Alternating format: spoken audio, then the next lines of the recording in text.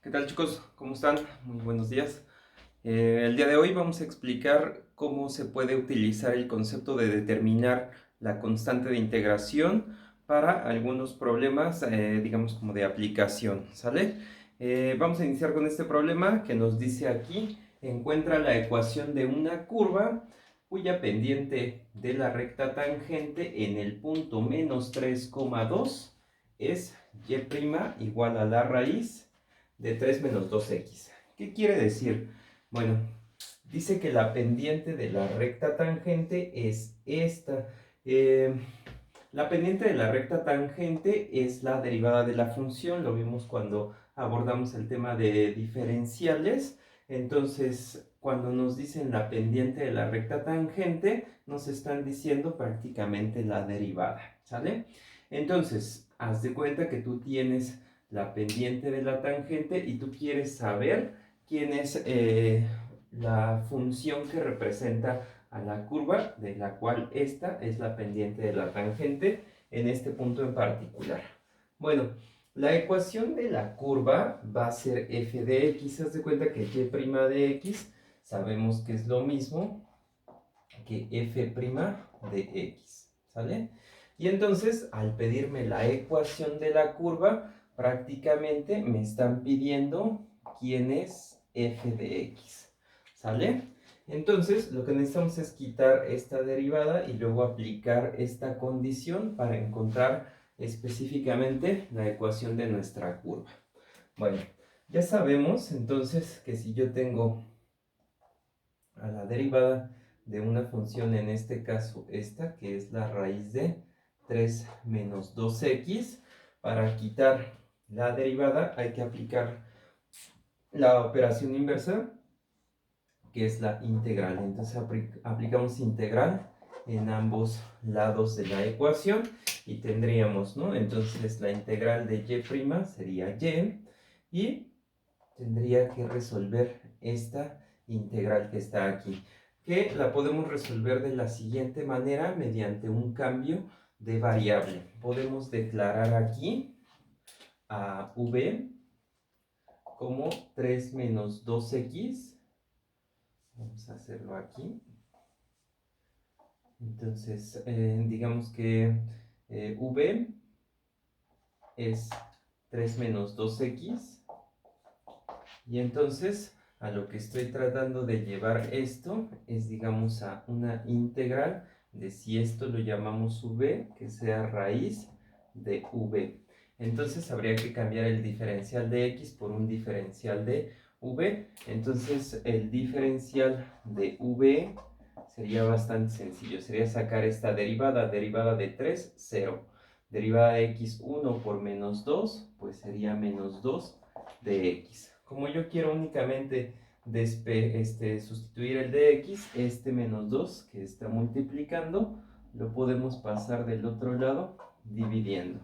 Y entonces dx sería dv entre menos 2. ¿Sale? De esta manera sacamos este menos 2 como menos 1/2 integral de v a la 1/2 diferencial de v para hacer la integral. Así entonces tendríamos que y, porque la integral quita la derivada, sería igual a menos 1/2. Y aquí aplicamos la regla de la potencia, que nos dice que sería v a la 1/2 más 1, serían 3/2.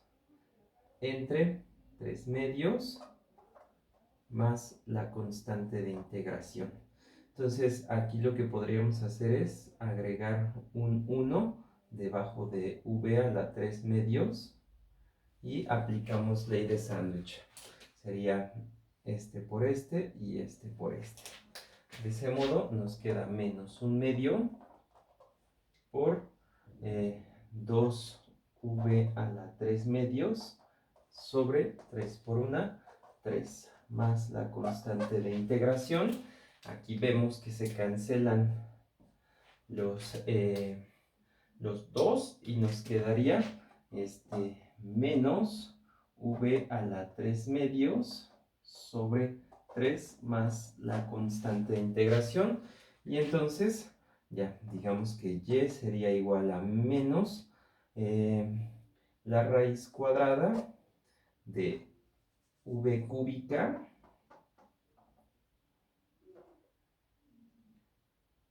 sobre 3 más la constante, ¿no?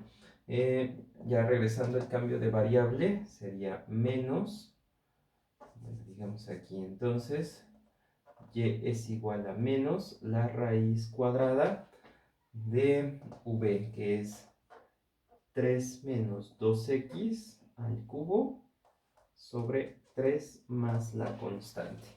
Bueno, esta sería la ecuación de una familia de curvas que tienen como pendiente de recta tangente esta. Pero de toda esta familia de funciones, de curvas, yo quiero la que específicamente pase por este punto, menos 3,2.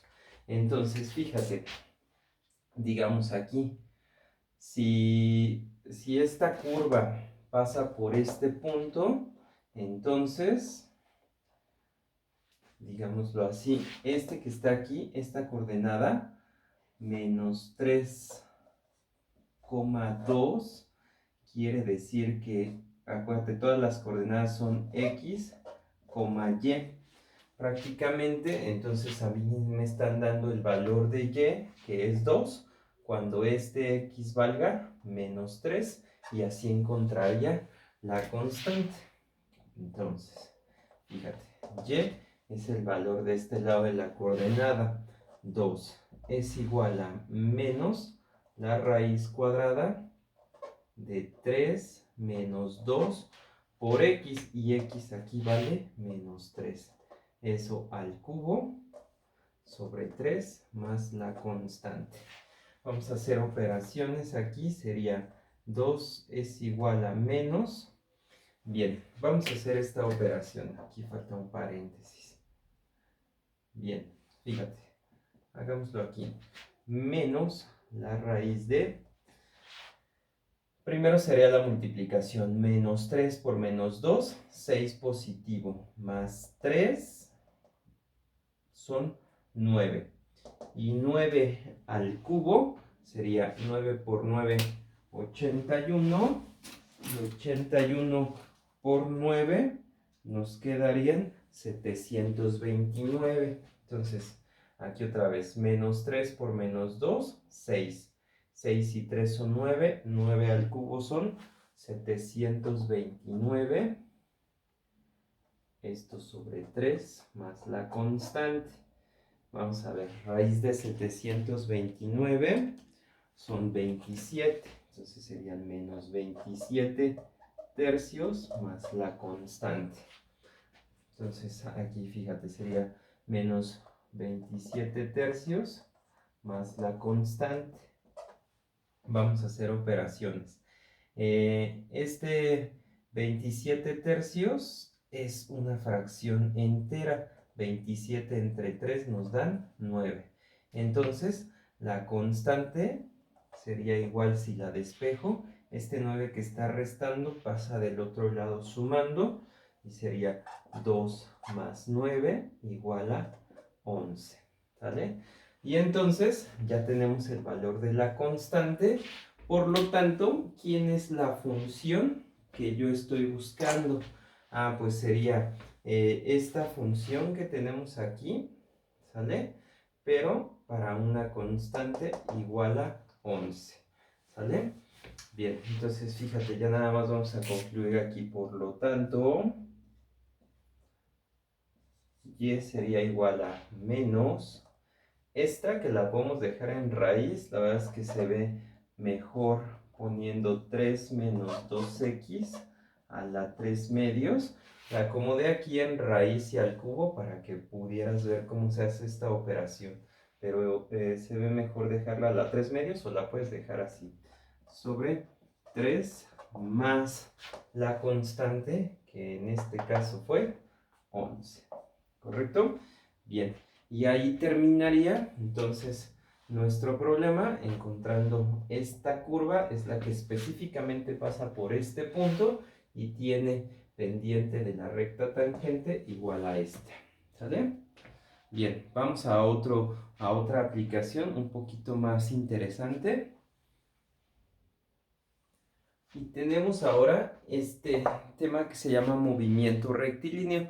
Tú podrás pensar que es un tema del área de la física, y sí, pero básicamente pensemos qué es la física. La física no es más que aplicar matemáticas a a contextos de la vida cotidiana, ¿no? Eso es la física. Entonces, fíjate, ¿cómo podemos abordar el movimiento rectilíneo a través de integrales? Pues bastante sencillo. Chécate. A ver, nosotros vamos a llamarle a la posición de un objeto S, ¿no? ¿Sale? S. ¿Por qué dirás S y por qué no le llamamos P o por qué no le llamamos P de posición o D de distancia, que es lo que más se utiliza en física? Bueno, ahorita te explico en la notación por qué, y más bien tiene que ver con que pues muchos libros de matemáticas se traducen del inglés al español y pues S se utiliza para space, ¿sale? Espacio, posición.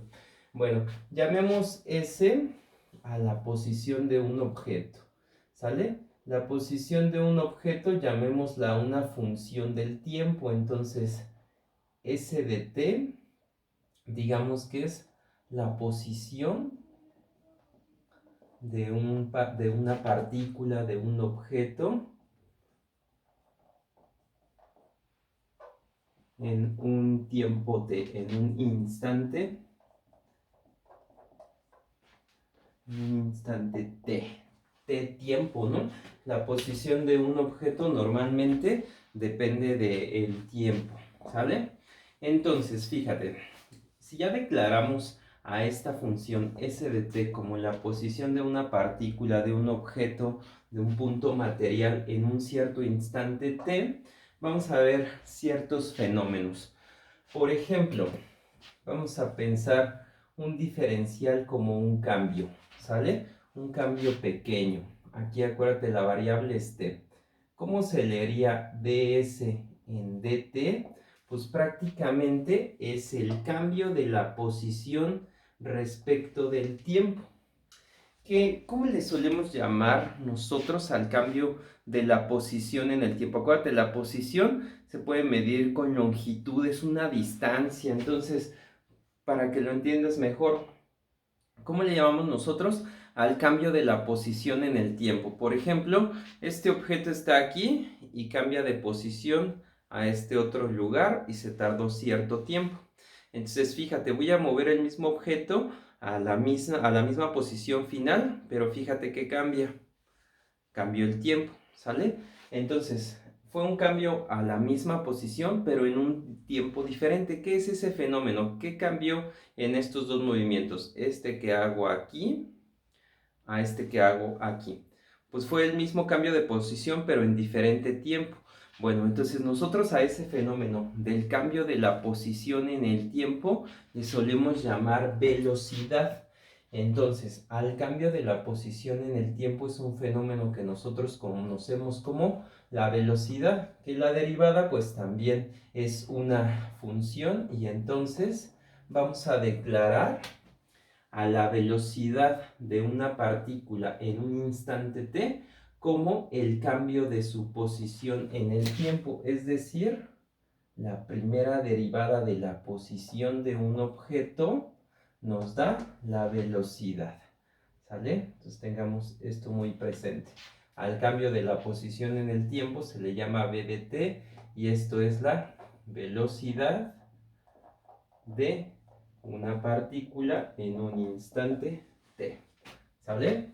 Ahora, pensemos de la siguiente manera. ¿Cómo le llamamos nosotros a este fenómeno? ¿Qué es dv en dt? Que prácticamente pues es la derivada de v, ¿sale? ¿Cómo le llamamos nosotros a la derivada de v, que es el cambio de la velocidad en el tiempo? Pues piensa cuando vas en tu coche a cierta velocidad y quieres incrementar la velocidad, ¿qué es lo que haces? Aprietas el acelerador. Entonces, prácticamente lo que estás haciendo es cambiando tu velocidad, y entonces a ese cambio de la velocidad en el tiempo nosotros le conocemos como la aceleración, ¿sale?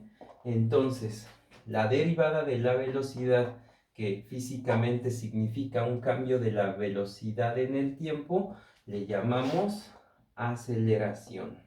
¿Sale? Aceleración, entonces, de una partícula en un instante t.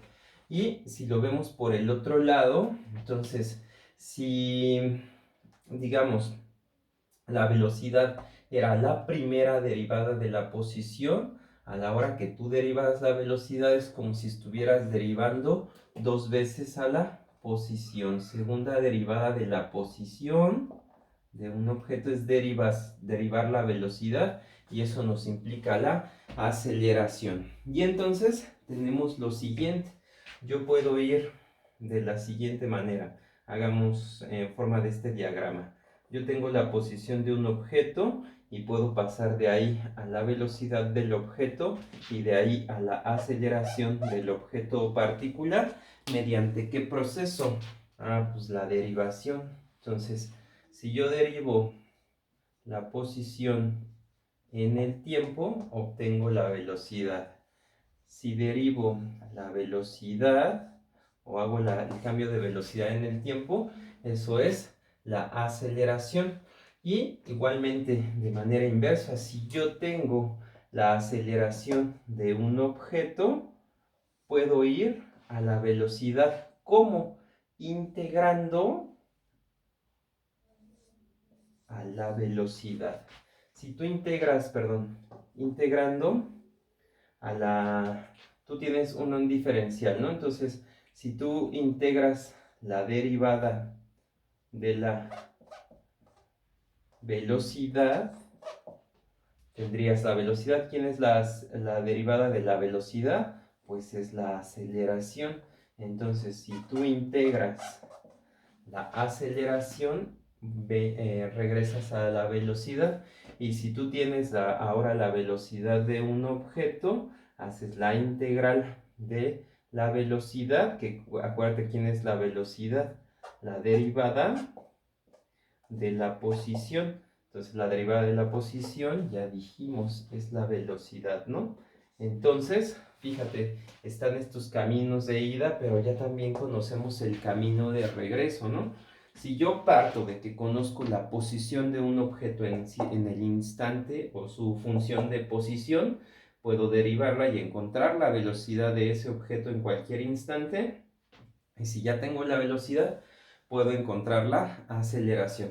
Así como hay fenómenos, vamos a ver ahorita uno de movimiento rectilíneo muy común para todos, que podemos partir de conocer la aceleración, ¿sale? De la aceleración, integrar y llegar a la velocidad que puede tener el objeto, y de ahí conocer a partir de la aceleración y la velocidad la posición del objeto en cualquier instante t, ¿sale? Entonces, aquí, ¿qué necesitamos? Conocer estas cuestiones, ¿no? Que de la posición al derivar se obtiene la velocidad y al derivar la aceleración, y también el proceso inverso, que si tengo la aceleración se integra, llego a la velocidad, se integra a la velocidad y llego a la posición, ¿correcto? Ok, vamos a ver esta aplicación de estos conceptos en un problema de caída libre, ¿correcto? Bien, veamos este problema de caída libre. Nos dice, desde el borde del techo de una construcción que se encuentra a 20 metros de altura, se deja caer un objeto. Calcula el tiempo que tarda en llegar al suelo, el objeto, y la velocidad de impacto, es decir, con qué velocidad llega al suelo. Tú te preguntarás, ¿por qué un problema de caída libre se puede hacer con estos medios? Bueno, la caída libre es un movimiento rectilíneo, olvidándonos de la relatividad. Entonces tú tienes un objeto y si lo dejas caer, caería en línea recta. Es un movimiento rectilíneo. Y entonces tú dices, bueno, ¿y de qué voy a partir aquí si nada más me dan de dato la altura del edificio, ¿no? Bueno, empecemos a desglosar lo que conocemos de este tipo de fenómenos, ¿no? Hagamos un dibujo muy sencillo. Entonces aquí, digamos que tenemos la construcción esta, y pues aquí que vamos a dejar caer el objeto, ¿no?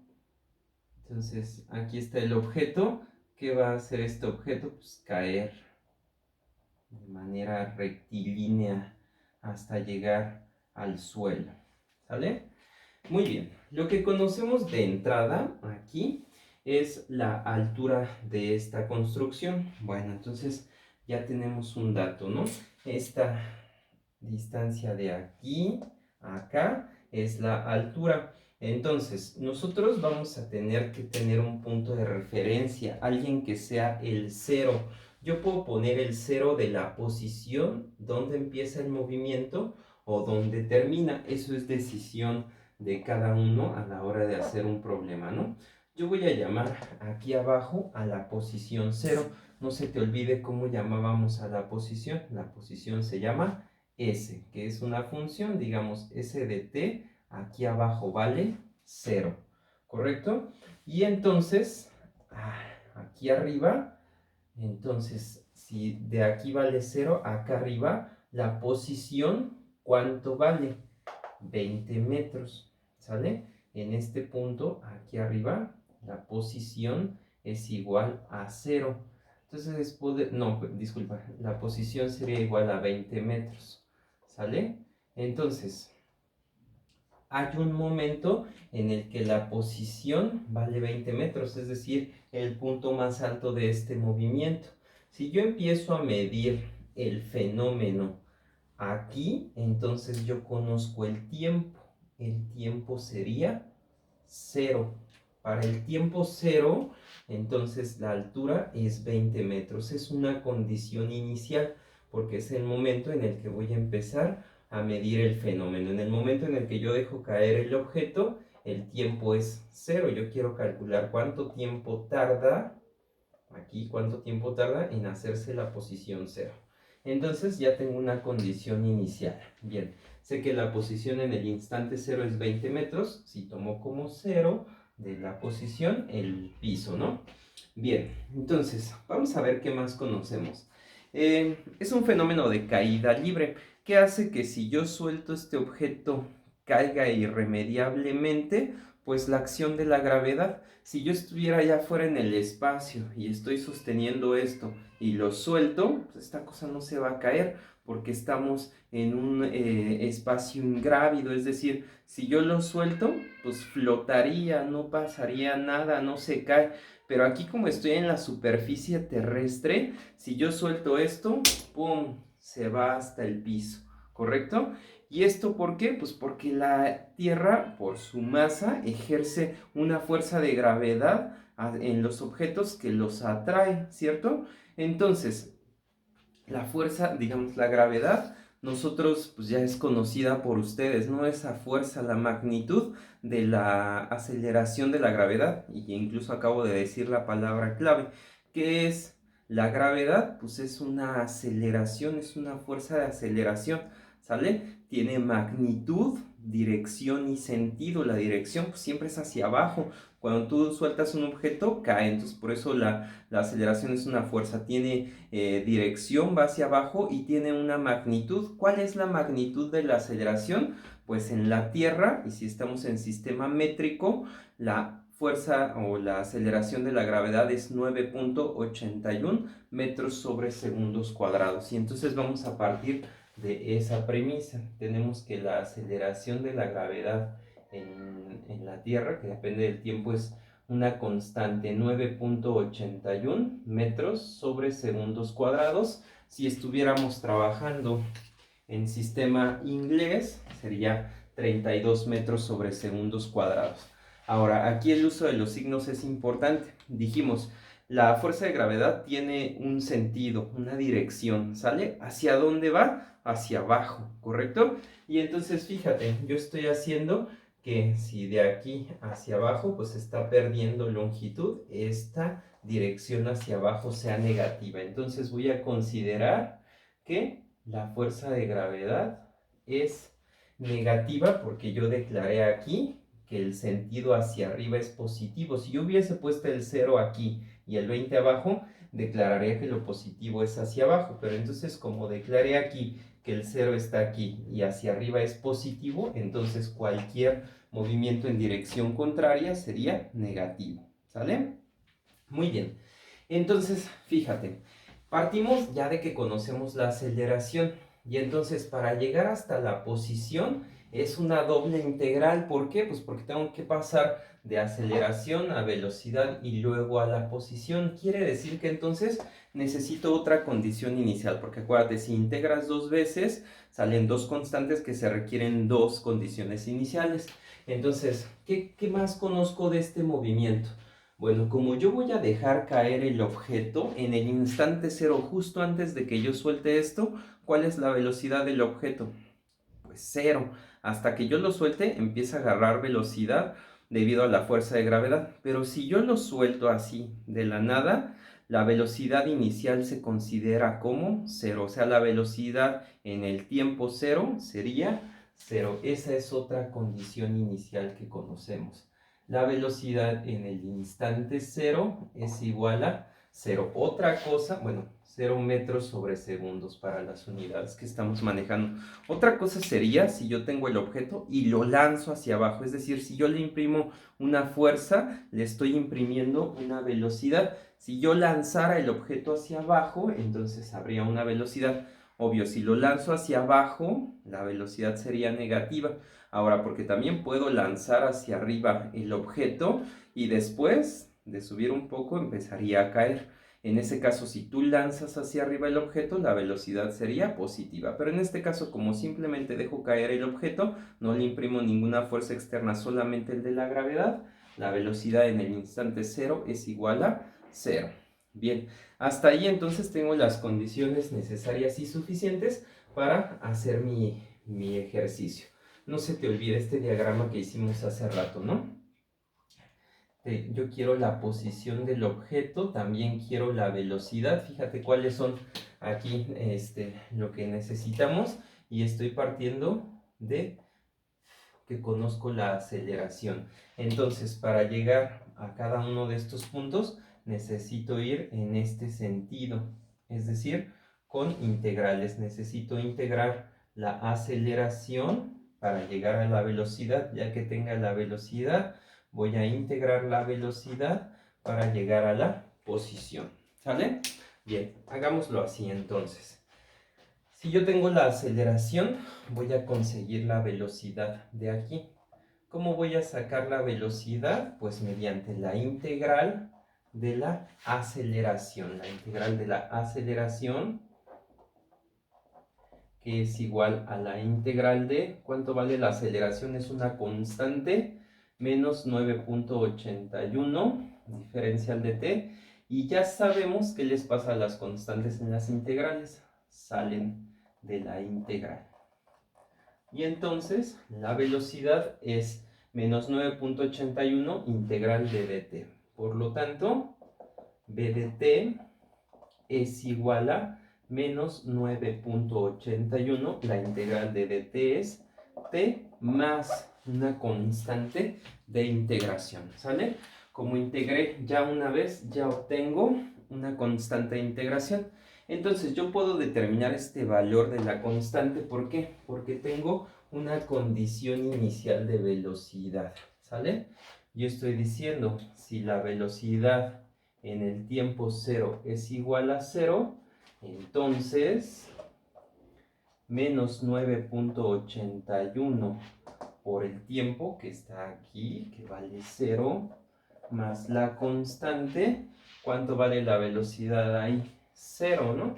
Y entonces, pues esto se hace 0 y entonces la constante también vale 0. Esto no siempre es así, insisto, si yo hubiese lanzado el objeto con cierta velocidad, la velocidad en el instante 0 sería un número y entonces la constante ya no sería 0. En este caso es 0 porque pues se dejó caer el objeto. Por lo tanto, la velocidad b de t para este fenómeno es menos 9.81 por t. Es decir, yo puedo conocer la velocidad en cualquier instante en el que va cayendo esta pelota, siempre y cuando tenga el tiempo. Por ejemplo, si yo quiero saber cuál es la velocidad después de 2 segundos de dejar caer el objeto, pues menos 9.81 por 2 segundos y ya me da la velocidad a 2 segundos, 3 segundos, etcétera. ¿Sale?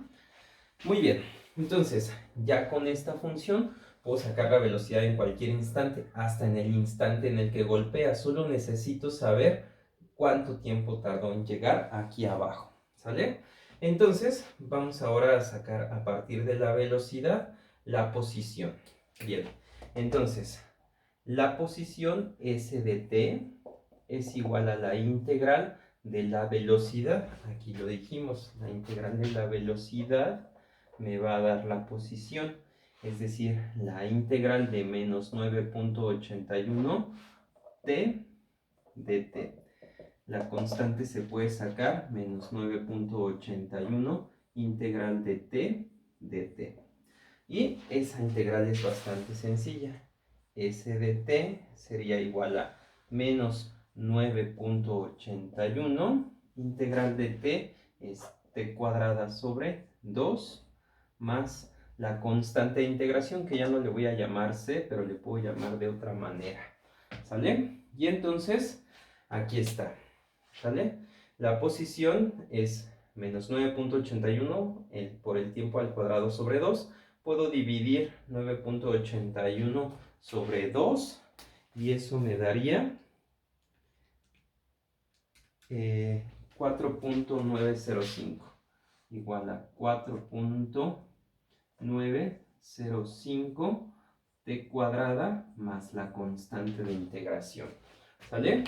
Muy bien, hasta ahí vamos. Tomemos un poco más de espacio aquí para terminar nuestro problema. Y fíjate,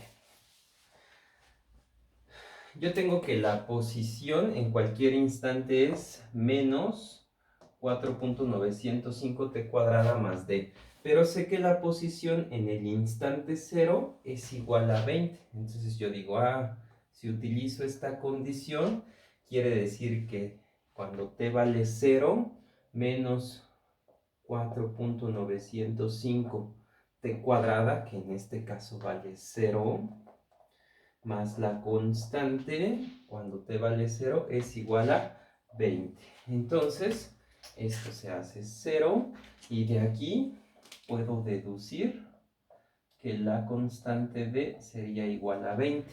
Por lo tanto, mi función de posición s de t es igual a menos 4.905 t cuadrada más la constante que es 20.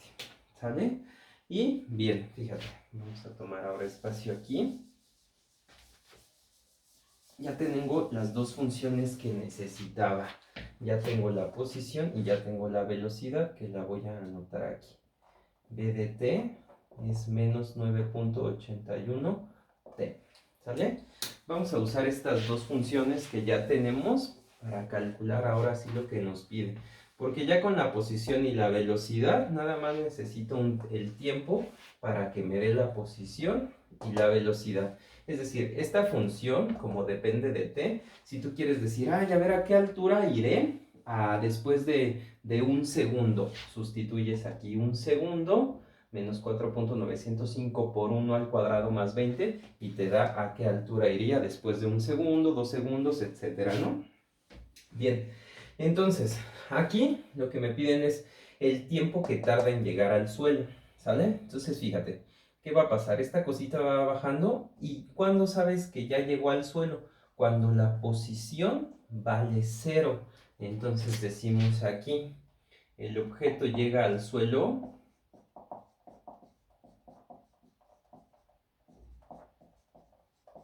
cuando S de t es igual a 0. Entonces, para saber el tiempo en el que va a impactar, tengo que igualar esta posición a 0, porque en ese momento se termina el movimiento. Entonces sería menos 4.905 t cuadrada más 20. Quiero saber cuándo esto llega a 0. Es un despeje bastante sencillo. Fíjate, esto que está aquí sumando digo restando, lo paso para acá sumando. Sería 20 es igual a 4.905 t cuadrada. Luego este que está multiplicando lo pasamos dividiendo. Y finalmente, para quitar el cuadrado, tendríamos que el tiempo es la raíz cuadrada de 20 sobre 4.905. Por lo tanto, el tiempo que tarda en llegar al suelo sería el siguiente.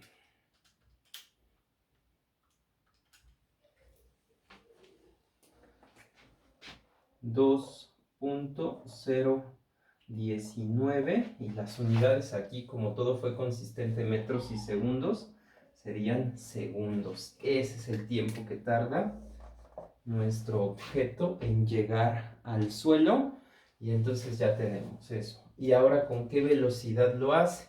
Pues si yo ya tengo la velocidad, la función de velocidad, me fijo cuál es la velocidad que llevaba en este momento. 2.019 sería menos 9.81 por 2.019 y eso me daría la velocidad de impacto, que en este caso sería menos 19.8, ¿sale?